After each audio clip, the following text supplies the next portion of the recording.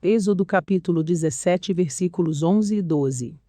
Enquanto Moisés mantinha as mãos erguidas, os israelitas venciam. Quando, porém, as abaixava, os amalequitas venciam. Quando as mãos de Moisés já estavam cansadas, eles pegaram uma pedra e a colocaram debaixo dele, para que nela se assentasse. Arão e Hur mantinham erguidas as mãos de Moisés, um de cada lado, de modo que as mãos permaneceram firmes até o pôr do sol. A batalha contra os egípcios, contra Faraó, não foi um ato humano, foi divino, de Deus. As águas do março são divididas, e metaforicamente a história dos israelitas também é dividida em duas partes, antes e depois do março. Um divisor de águas.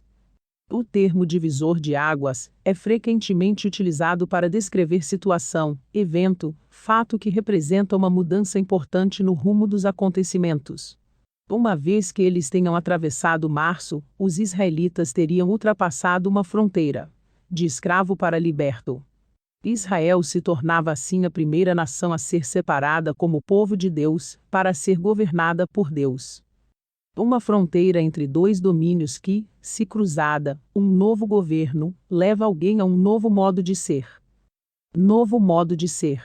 E eles passam de um domínio para outro, de serem servos de Faraó, para serem servos de Deus.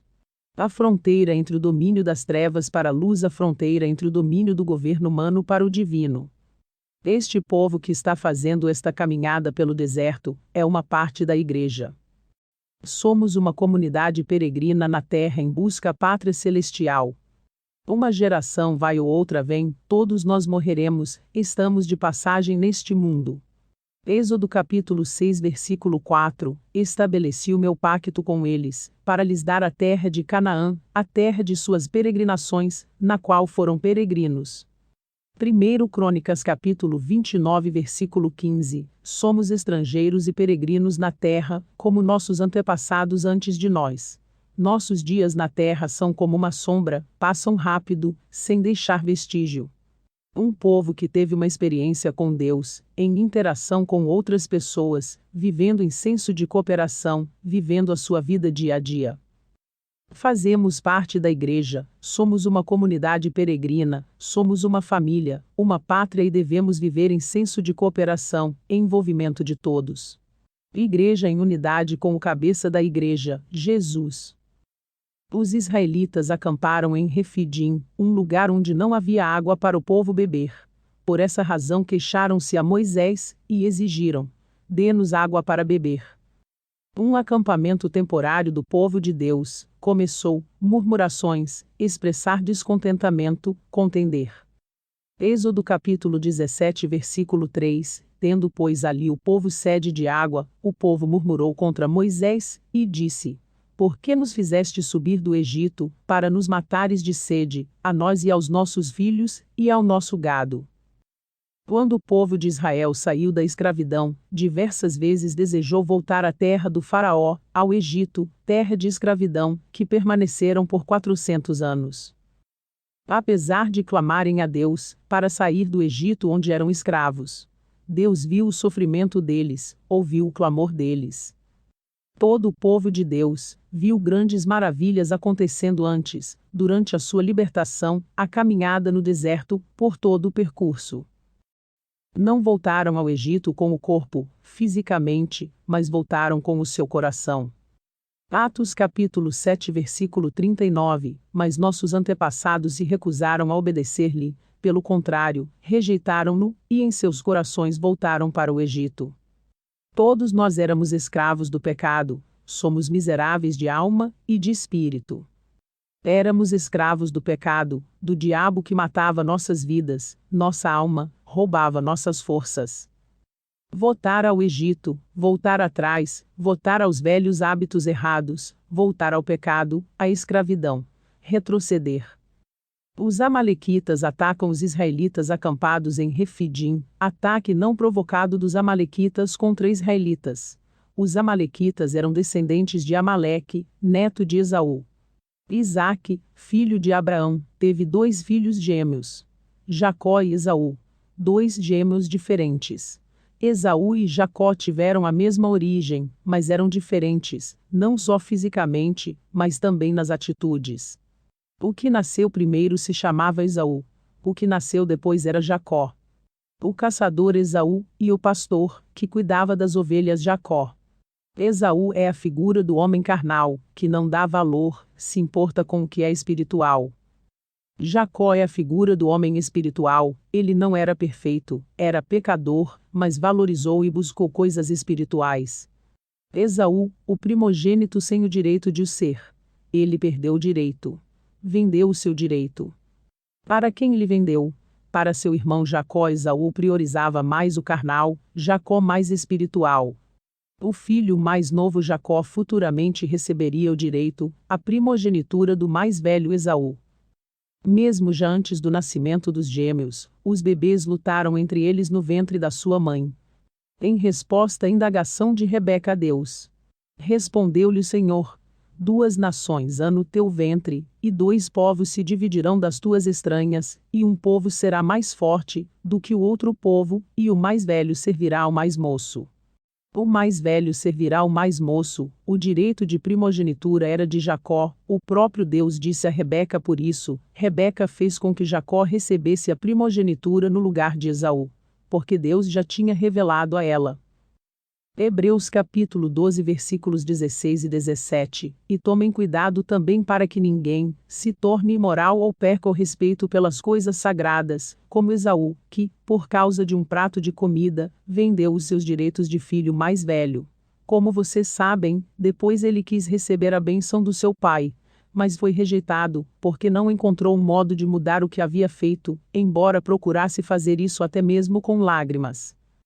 Romanos capítulo 9 versículo 13, como está escrito: amei a Jacó, mas rejeitei a Esaú. Quando Isaque já estava avançado em idade, desejava conceder sua bênção ao filho mais velho, Esaú.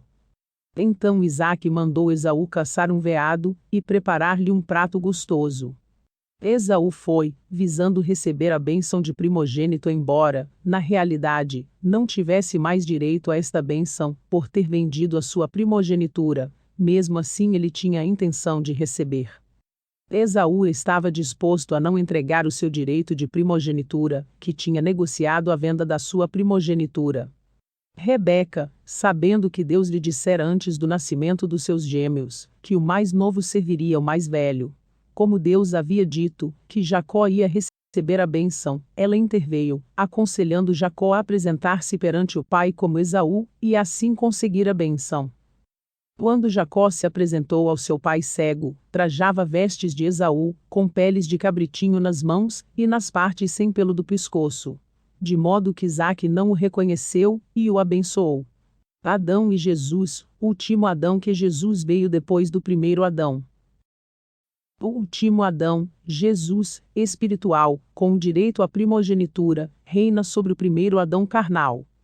1 Coríntios capítulo 15 versículo 45. O primeiro homem, Adão, foi feito em alma vivente, o último Adão, Jesus, em espírito vivificante.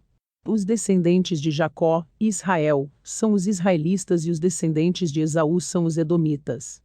Edom, que significa vermelho, por causa do cozido vermelho de lentilhas pelo qual vendeu a sua primogenitura. Os amalequitas eram os descendentes de Amaleque. Os amalequitas eram descendentes de Esaú, ou seja, Amaleque era neto de Esaú. Apesar de descendentes de irmãos gêmeos, as nações eram inimigas. Êxodo relata a primeira guerra que o povo de Israel enfrentou depois da saída do Egito. A batalha contra os amalequitas aconteceu após a passagem pelo Mar Vermelho.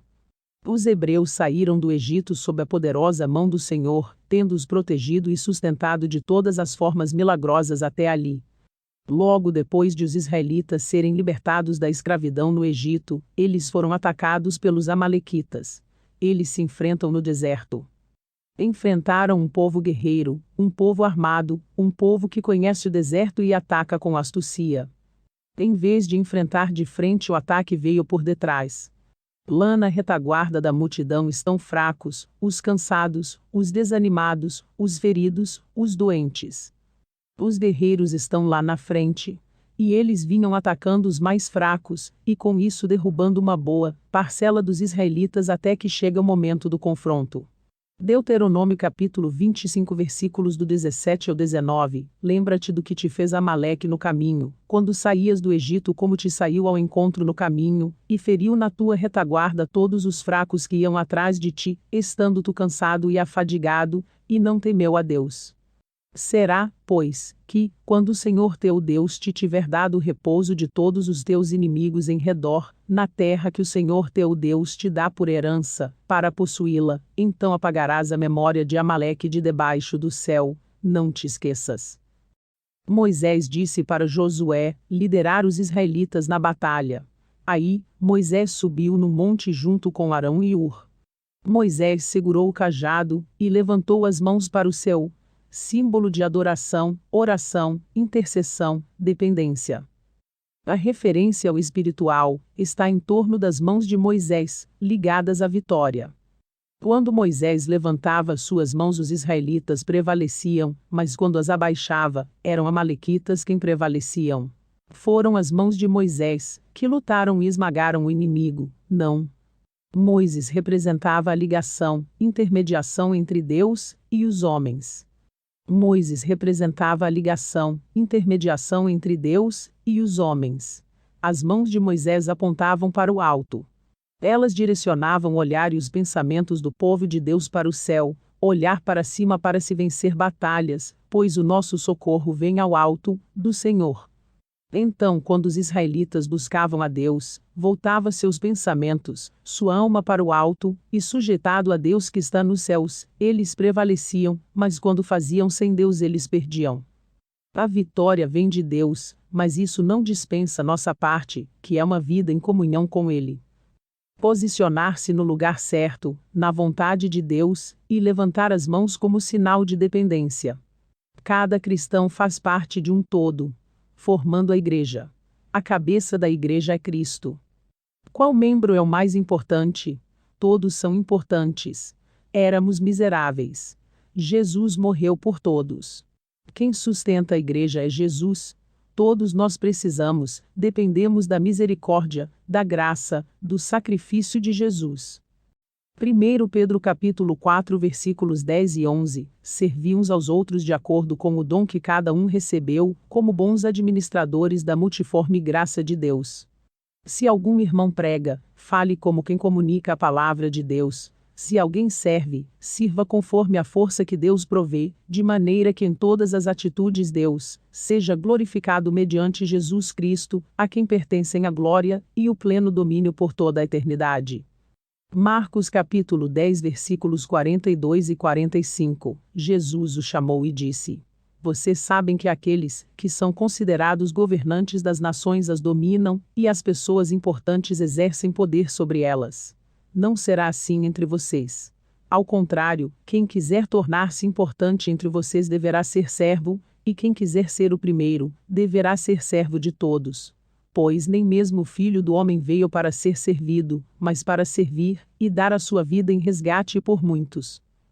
Há posicionamento, e o engajamento específico dos israelitas no combate.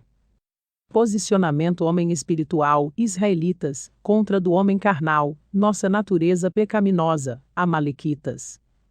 Nossa guerra contra nossa carne é constante. Também nossos desejos carnais humanos são os primeiros a virem ao nosso encontro depois de deixarmos o pecado, de servir ao diabo, para servir a Jesus.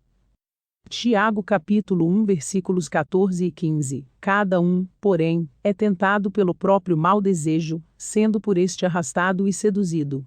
Então esse desejo, tendo concebido, dá à luz o pecado, e o pecado, após ser consumado, gera morte. Gálatas capítulo 5 versículo 17, pois a carne deseja, o que é contrário ao Espírito, e o Espírito, o que é contrário à carne. Eles estão em conflito um com o outro, de modo que vocês não fazem o que desejam.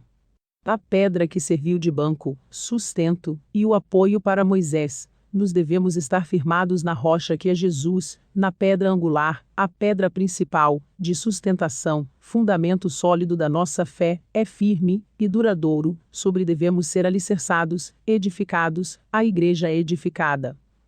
1 Coríntios capítulo 3 versículos 11, porque ninguém pode colocar outro fundamento além do que está posto, o qual é Jesus Cristo. Colossenses capítulo 2 versículo 7, sendo assim, da mesma forma como recebestes a Cristo Jesus, o Senhor, também andai nele, alicerçados e edificados nele, transbordando em gratidão. 1 Pedro capítulo 2 versículos do 4 ao 8 à medida que se aproximam dele, a pedra viva, rejeitada pelos homens, mas escolhida por Deus e preciosa para ele, vocês também estão sendo utilizados como pedras vivas na edificação de uma casa espiritual para serem sacerdócio santo, oferecendo sacrifícios espirituais aceitáveis a Deus, por meio de Jesus Cristo. Pois assim é dito na Escritura: eis que ponho em Sião uma pedra angular, escolhida e preciosa, e aquele que nela confia jamais será envergonhado. Com as mãos de Arão e de Ur, ajudaram Moisés, aliviando o peso, puderam ser o descanso de Moisés. Alguns líderes estão na caminha, há muitos anos, participaram de muitas batalhas, os que estão na frente da batalha, estão cansados. Assim como todos nós também, servindo de apoio aos nossos semelhantes, uns aos outros, fortalecer as mãos e as dos irmãos cansados, desanimados, abatidos, fracos. Precisamos nos fortalecer em Deus, sermos sustentados por Deus, para que assim também sirvamos de apoio para os que estiverem ao nosso redor, ajudando uns aos outros. Porque, assim como em um só corpo temos muitas partes, e todas elas têm funções diferentes, assim também nós, embora sejamos muitos, somos um só corpo por estarmos unidos com Cristo, e todos unidos uns com os outros, como partes diferentes de um só corpo. Jesus tem um sacerdócio permanente, é nosso intercessor. Romanos capítulo 8 versículo 34, quem é que condena? Pois é Cristo quem morreu, ou antes quem ressuscitou dentre os mortos, o qual está à direita de Deus, e também intercede por nós. Hebreus capítulo 7 versículos 24 e 25, mas este, porque permanece eternamente, tem um sacerdócio perpétuo. Portanto, pode também salvar perfeitamente os que por ele se chegam a Deus, vivendo sempre para interceder por eles. Cristo é a rocha da salvação, e a fonte água da vida. Foi ferido para que possamos receber a graça da água. Glórias a Deus. Aleluias.